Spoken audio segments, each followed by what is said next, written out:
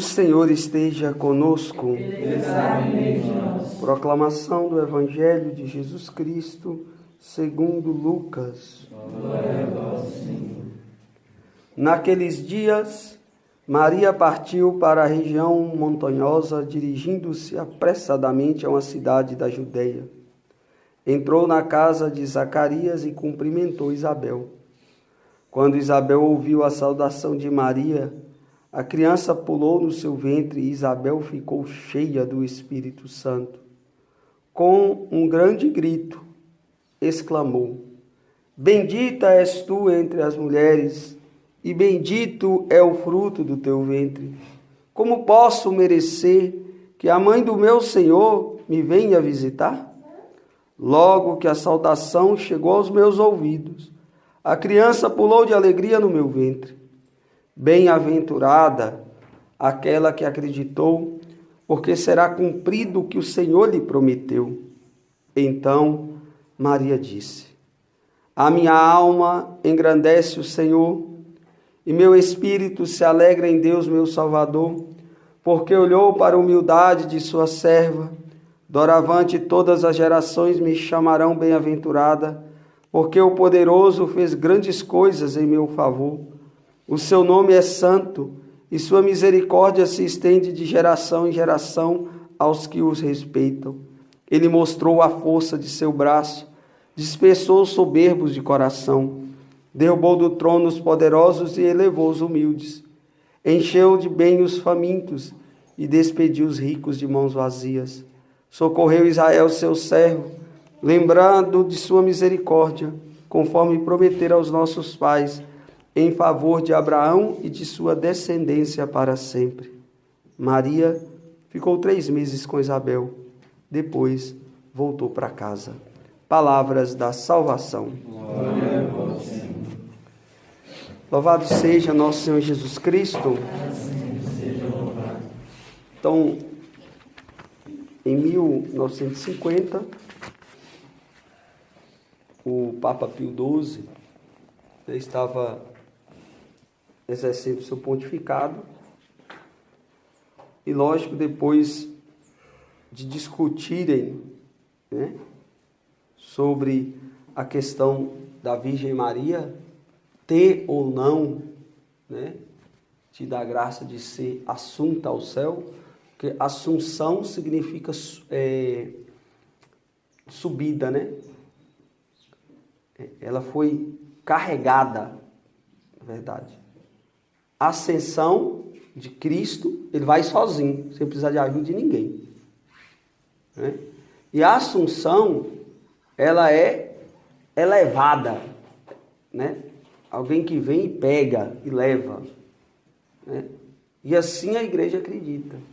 Então, em 1950, o Papa Pio XII, depois de analisar, né, fatos, documentos e tudo, a história, né, e depois de muita oração, chegou realmente à conclusão que Maria foi assunta ao céu, de corpo e de alma, né?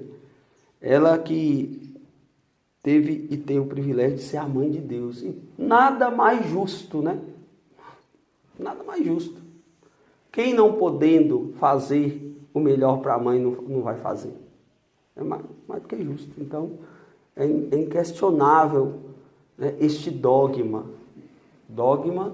da Assunção de Maria. Sem falar que quando a igreja ela proclama um dogma, isso se torna de forma obrigatória para qualquer cristão católico acreditar, né, e viver, ensinar essa verdade de fé. Dogma é uma verdade de fé. É por isso que causa tanto tumulto, às vezes, briga, até bate-boca, muitas vezes até inimizade entre os nossos irmãos protestantes, né? Porque eles não encontram na Bíblia, em nenhum momento está escrito lá, que Maria foi elevada, né? Que vieram e pegaram Maria e levaram para o céu de corpo e alma, né? Por quê? Porque a Igreja Católica, como eu dizia ontem lá na Quaresma de São Miguel, a Igreja Católica, ela é completíssima, né? Ela não vive só de Bíblia, né? A própria palavra de Deus, Jesus um dia disse para os discípulos, não sei, às vezes eu confundo, mas se eu não me engano foi Jesus, ou foi São Paulo que disse, né?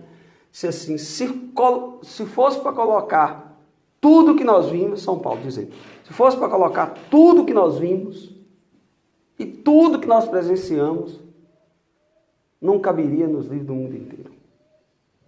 Então, a Igreja Católica não é só Bíblia.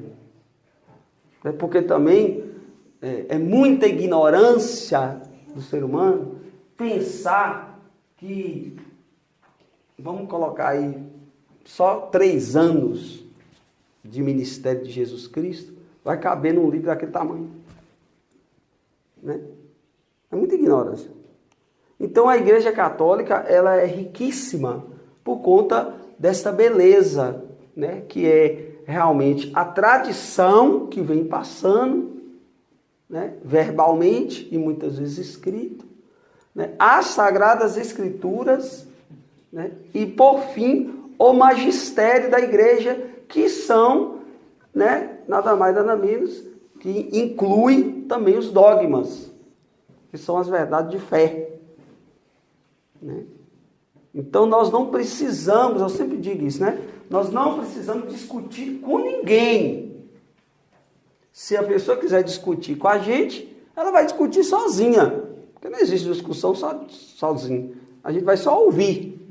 Mas não existe discussão por uma coisa que eu acredito ser verdade. A gente discute quando nós estamos precisando chegar num consenso, né? Eu não estou querendo chegar no consenso com ninguém. Eu acredito plenamente, 100%, verdadeiramente, que Maria foi assunta ao céu, né? Uma coisa interessante que a gente precisa observar é quando, na primeira leitura, né, de hoje, na primeira leitura do livro do Apocalipse, coloca a imagem da Arca da Aliança, né? Essa Arca da Aliança, que continha dentro dela, dentro da Arca da Aliança do Antigo Testamento, como é que era essa arca? Depois vocês vão lá pesquisar como que se construiu essa arca. Primeiro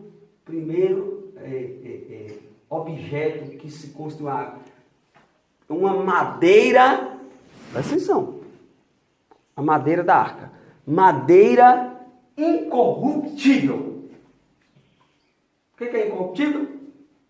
Que não se destrói, que não se acaba. Presta atenção. Constrói-se a arca de uma madeira incorruptível, que ninguém consegue destruir, né? O tempo não destrói. Depois Deus pediu para ornar, olha que coisa linda. Presta atenção, viu, gente? Espero que vocês estejam com a antena ligada aí, para não passar batido. Depois Deus mandou ornar. O que é ornar? Né? Ornar é fazer por dentro, passar ouro por dentro. Então, ela era ornada de ouro por dentro, revestida, vamos dizer assim, revestida de ouro por dentro. Que coisa linda! Em cima da arca, ele mandou construir 2 anjos querubins ajoelhados, né? Ajoelhados, olhando para a arca. Os 2 querubins olhando para dentro da arca. E o que tinha dentro da arca? Tinha lá o cajado de Arão, tinha o maná, um pedaço de maná, aquele pão que desceu do céu. O pão, presta atenção, né? O pão que desceu do céu. Tinha o cajado de Arão que guiava o povo. O cajado é símbolo de poder, né? O maná é símbolo de alimento, do pão. E por fim, também tinha as tábuas da lei. Né? Presta atenção aqui. Esses 3 objetos. Colocou-se na arca da aliança, dentro da arca, e fechava. Gente, é bom, às vezes, pesquisar sobre isso e realmente aprofundar. Para você ver qual era o rito que se fazia para carregar a arca. De tão sagrado que era, sagradíssimo, tinha um rito. Não podia pegar de qualquer jeito, andar de qualquer jeito, não podia balançar. Ela não podia balançar. Tanto é que aconteceu em algum momento lá, que a arca balançou e alguém morreu. Tão sagrado, não podia balançar essa arca com os objetos lá dentro. Aí a gente vai imaginando, vocês vão imaginando essa arca, né, de madeira incorruptível, ornada de ouro por dentro, com 2 anjos em cima, olhando para dentro dela. Cajado de Arão, maná, tábua da lei. E agora nós vamos partir para a segunda parte. Aí Deus vai e escolhe uma moça novinha. Né? Escolheu uma moça novinha. Perguntou a ela, você quer? Você aceita ser a alma de Deus? Ela, sim. E essa moça, ela é considerada pela Igreja Católica Apostólica Romana a nova arca da aliança. Madeira incorruptível, que o tempo não consome nem some, ornada de ouro por dentro, para carregar a Santíssima Trindade dentro dela. Então vamos lá. A Santíssima Trindade. O maná, pão, representado por Jesus Cristo, o pão vivo descido do céu. O cajado de Arão, símbolo do poder. Poder na Bíblia, o poder do alto descerá sobre vós, o Espírito Santo. A representação do Espírito Santo, cajado, o Espírito Santo. Então nós temos dentro dessa arca, nós temos Jesus, o pão vivo descido do céu, o maná. Nós temos dentro dessa arca o cajado de Araão, símbolo do poder do Espírito Santo, poder do alto, a sombra do Altíssimo, te cobrirá com poder. E por fim, nós temos Deus Pai, representado pela lei, porque foi Deus que deu a lei. Então, nós não podemos jamais ter dúvida desta sacralidade da Virgem Maria. Uma mulher escolhida por Deus. E quem somos nós para questionar os desígnios de Deus? Eu fico admirado. Um protestante. Eu fico admirado, um protestante se levantar a voz contra a Santíssima Virgem Maria. Um verdadeiro herege. E quando morrer, só Deus sabe para onde que vai. Só Deus sabe. Porque profanou, presta atenção, no Antigo Testamento, um baú, a arca da aliança é um baú, de madeira incorruptível, ornada de ouro, com 3 objetos dentro, um cajado, um pão e uma pedra. Tinha todo um rito para carregar aquela arca. E não podia balançar a arca a ponto de um dia, em uma circunstância, um dos carregadores balançou a arca e ele morreu.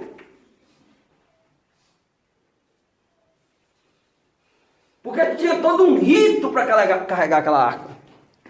E de repente morreu. Por quê? Porque não cumpriu o rito sagrado de zelar, de cuidar, de amar aquele objeto que carregava o pão, a pedra e um cajado. Agora você imagina uma mulher que carrega o Filho de Deus vivo. O Filho do Deus vivo. Como que a gente não tem que carregar essa mulher? Sem falar que aqueles 2 anjos em cima da arca olhavam para dentro da arca, ajoelhado. E lá, na Anunciação, tem um anjo de joelho, olhando para dentro da barriga de Nossa Senhora, dizendo que ela foi escolhida para ser a mãe de Deus. É inquestionável, meus irmãos. É inquestionável a veracidade dessa igreja. É inquestionável a santidade de Maria. E aí agora que vem a beleza das belezas. Se vocês estão achando bonito isso, imagina agora com essa reflexão que eu vou fazer para vocês. Uma coisa linda, maravilhosa que tem no catecismo. Que eu sempre amo. Eu tenho até que decorar o parágrafo, porque muita pessoa me pergunta, eu não sei falar o parágrafo, mas eu li lá no catecismo um dia, vários dias, que Maria, eu já disse aqui já para vocês várias vezes e quero repetir. Maria é a forma acabada do cristal. Então, o que o catecismo da Igreja Católica está falando quando ele afirma que Nossa Senhora humana, ela não é deusa, ela é humana. Quando o catecismo afirma que ela é a forma acabada, o que o catecismo está dizendo? Ela está dizendo assim, que o cristão tem que ser igual a ela. Que nós nascemos para ser igual a ela. Que Deus nos criou para ser igual a ela. Porque ela é a forma acabada. E aí agora nós vamos fazer todo o percurso. Porque também o catecismo afirma, o magistério da igreja afirma que Maria é a prefiguração daquilo que aconteceu, está acontecendo e vai acontecer com a igreja. Então, vamos lá. O anjo anunciou a Maria lá no início.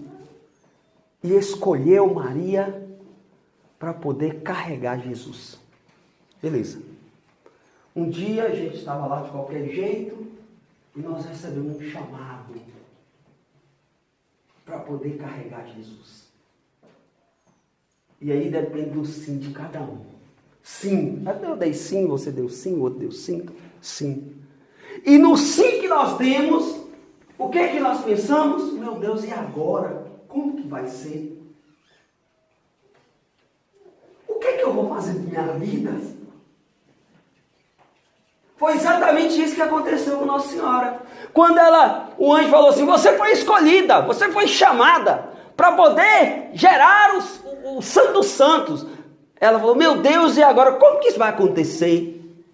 Que mistério é esse? É um mistério, quando a gente é escolhido para ser de Deus, é um mistério tremendo, porque a gente está lá, muitas vezes, famílias humildes, simples, muitas vezes até pessoas que não davam muita importância para Deus, diferente de Maria, que era uma mulher douta na lei, mas vai lá, é um mistério de Deus, a escolha de Deus sobre aqueles que são verdadeiramente amados, né? Amados para poder cumprir a missão. E aí, agora, a pessoa é escolhida, aí escolheu. A pessoa fica, meu Deus, e agora? Como é que eu vou fazer na minha vida? O que vai acontecer comigo? E aí tem um sentimento, né, que hoje a gente sabe que é o Espírito Santo, que fala assim, não vos preocupeis, eu vos darei força, eu vou caminhar com você, eu vou te instruir, a sombra do Altíssimo vai te guiar. Aí beleza. Aceitou. Quando a gente aceita Jesus, começa um grande problema para a nossa vida. A rejeição que a gente sofre. Representada pela rejeição de José, que queria abandonar. E quantas pessoas nos abandonaram? Quantas pessoas saíram de perto de nós? Por conta de eu ter dito sim para Deus. Aí nós vamos caminhando. E vai caminhando, até um ponto de nós realmente nascermos no Espírito. Nós estamos no processo de nascimento. E de repente, em um certo momento, a gente nasce. E quando a gente nasce, pronto, agora sim. Né? E quando você nasce, você fala assim, agora sim, agora vai. E aí, de repente, você escuta uma ordem de Deus. Foge. Porque você está em perigo. E aí tem toda aquela questão da caminhada de Jesus, Maria e José, saindo de Nazaré para o Egito. Correndo de Herodes, né? Que ia matar o menino Jesus. Os projetos de Deus são assim. Foge. Tem momento da nossa vida que a gente tem que fugir. E a ordem que Deus deu para nós ontem à noite, e por coincidência, por providência de Deus, nós estamos lendo aqui que Maria foi para o deserto, fugiu para o deserto. Quando, na leitura do livro do Apocalipse, fugiu para o deserto para se proteger.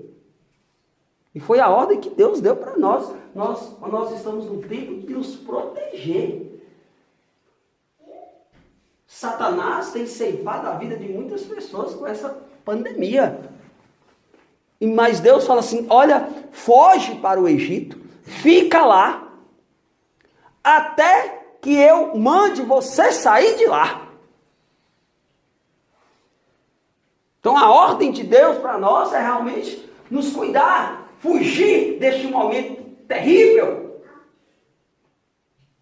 E vai chegar um tempo que a gente não sabe quando, nem que dia, nem que hora, que ele vai dar a ordem, agora pode voltar, que está tudo tranquilo. Você cumprir sua missão.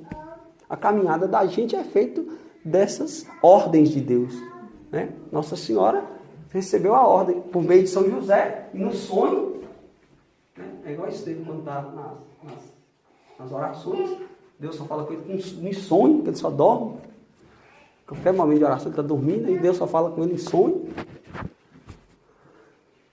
Mas São José sonhou e o anjo falou assim, levanta, pega a Nossa Senhora e a criança e foge para o Egito. E aí a gente pega isso e diz para nós assim, quantas vezes eu precisei fugir? Quantas vezes nós precisamos fugir? Precisamos e vamos precisar fugir.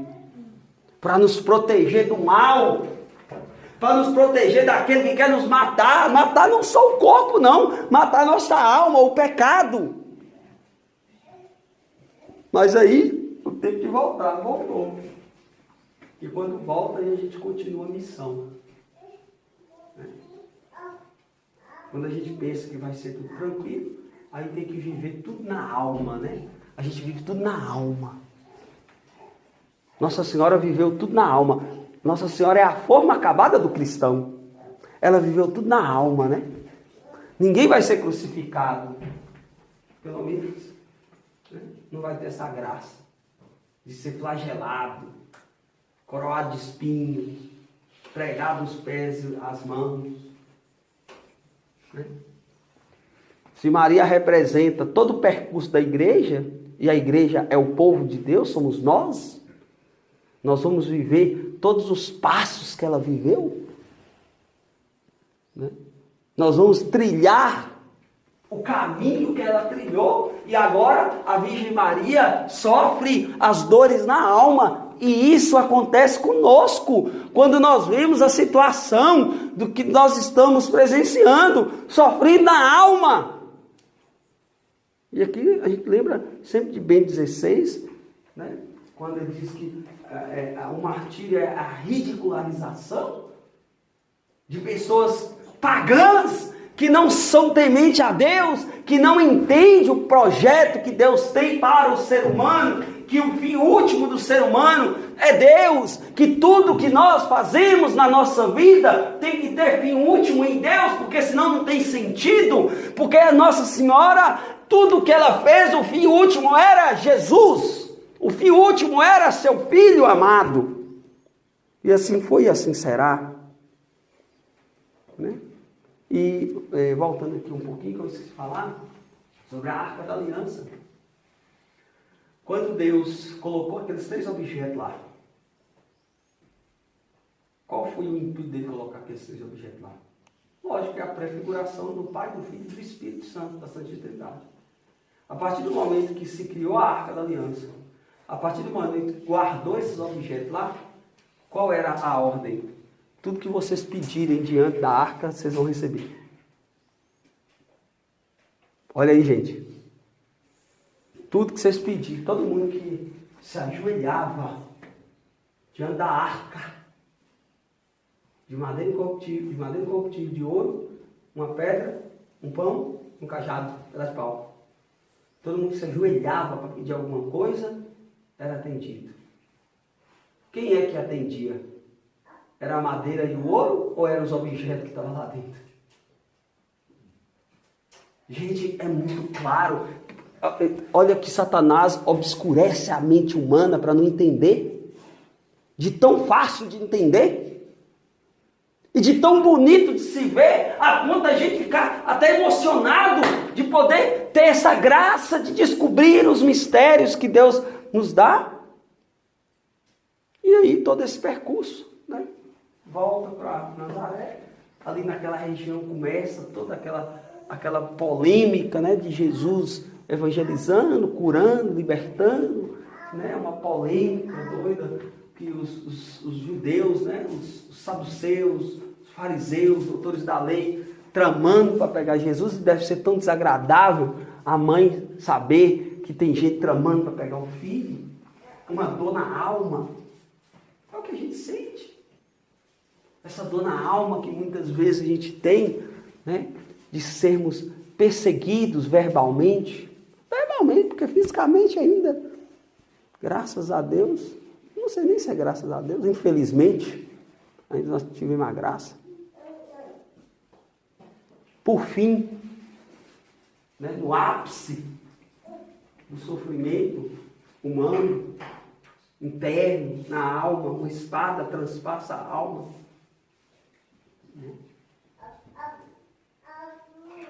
Dá uma impressão que tudo se acabou ali. Mas dentro daquele que deu um sim para Deus, dentro daquela que carregou Deus durante a vida inteira, dentro daquele que deu um sim para Deus e carregou Deus a vida inteira, com a morte, não existe nenhum medo, que é o fim. Existe uma esperança dentro da alma, que algo de extraordinário ainda vai acontecer. E é isso que acontece. O que acontece? A ressurreição de Jesus. E a alegria torna a tomar conta do coração. E aquele tempo todo que Jesus ficou depois da ressurreição com aquele povo, com certeza a Bíblia não relata, mas é impossível não pensar Nosso Senhor com Nossa Senhora conversando depois da ressurreição várias vezes. Várias vezes. Né? E o fim último do cristão na hora da morte. No fim último, quando nós seremos julgados, né? Nós seremos julgados, né? Os vivos e os mortos serão julgados. O que vai acontecer de fato?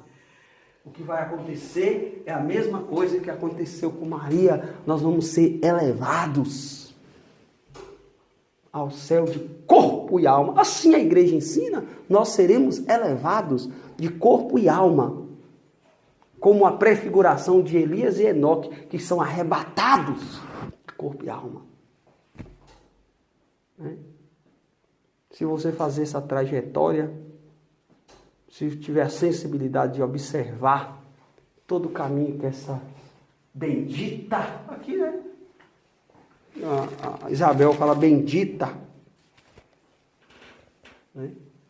Bem-aventurada aquela que acreditou, bem-aventurado os que acreditaram no chamado de Deus, bem-aventurado aqueles que deram sim para Deus. Por que são bem-aventurados? Porque quando você diz sim para Deus, olha o que acontece aqui. Quando você diz para bem-aventurado aquela que acreditou, por quê? Aí eu quero falar para vocês especificamente, individualmente e falar para mim também? Bem-aventurado é você e eu que acreditou, porque será cumprido tudo aquilo que Deus prometeu.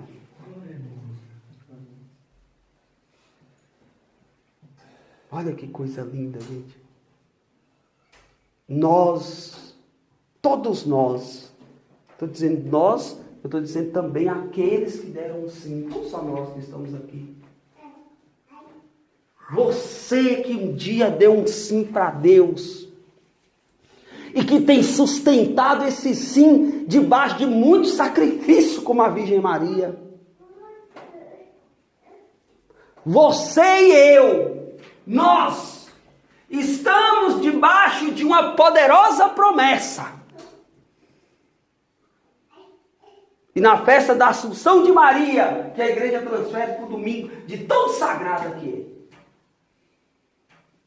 nós fazemos memória desta promessa que um dia foi feita para Maria. Feliz é você, Maria, que deu sim, porque vai cumprir aquilo que Deus te prometeu. O que Deus te prometeu, que te levaria para o céu.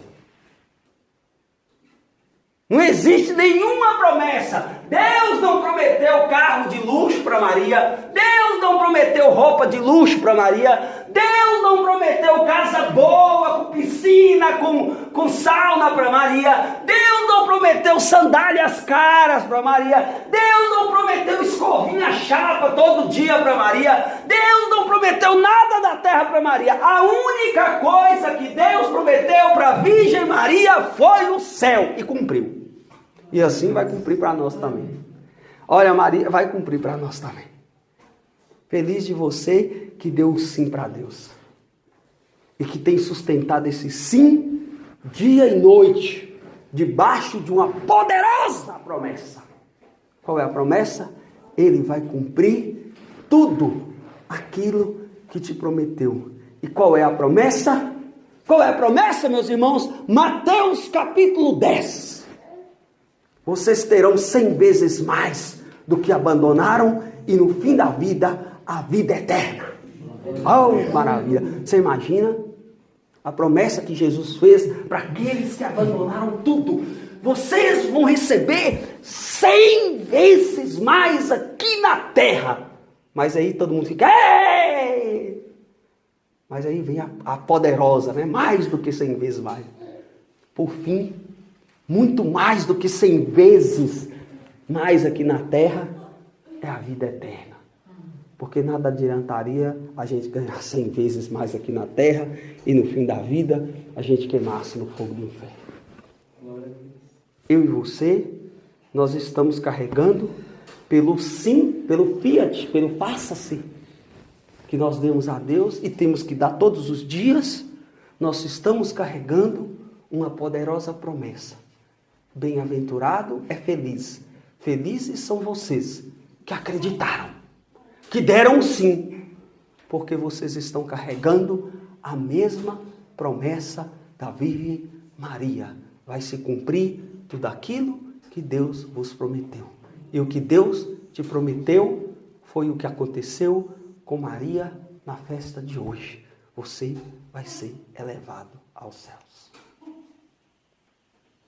E aqui a gente louva e bendiz a Deus por essas verdades e temos que agradecer cada vez mais ao Espírito Santo de Deus que revela todas essas coisas. Um ser humano, por mais inteligente e estudado que seja, jamais poderá falar da Virgem Maria se não for inspirado pelo Espírito de Deus. Louvemos e agradecemos ao Espírito Santo que escolhe os fracos para confundir os fortes, que escolhe os pequenos para poder confundir os grandes. Que o Espírito Santo nos ilumine, nos guarde e nos proteja diariamente. Diariamente, todo dia. Para que possamos cada vez mais dar o melhor para Jesus, Dar o melhor para Jesus. Cada um sabe o que é o melhor, Cada um dá o seu melhor, Dar o melhor para Jesus. Né? Nunca ficar olhando para o irmão e falar assim, você está dando tão pouco. Talvez o pouco do irmão é o tudo dele. Né? E talvez o tudo seu ainda falta um pouquinho. Deus sabe.